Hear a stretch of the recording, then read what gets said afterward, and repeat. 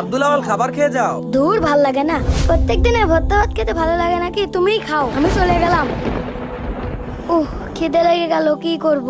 আরে ওই ভাইটা মনে হচ্ছে চিপস খাচ্ছে, যাই দেখি আমাকে দেয় নাকি। ভাইয়া আমাকে একটু চিপস দেবেন, খুব ক্ষুধা পেয়েছে। আচ্ছা এই নাও খাও। ধন্যবাদ ভাইয়া। চিপস খেয়ে নি। আরে রক্ত, ওরে বাবা রে, উফ, গলাটা শুকিয়ে গেল। আরে ওই ভাই মনে হচ্ছে পানি খাচ্ছে, যাই আমিও একটু খেয়ে আসি। ভাইয়া আমাকে একটু পানি দেবেন, গলাটা শুকিয়ে গেছে। আচ্ছা ঠিক আছে নাও। রক্ত, ওরে বাবা রে। আব্বু আব্বু। কি হয়েছে বাবা? বাবা একটু আগে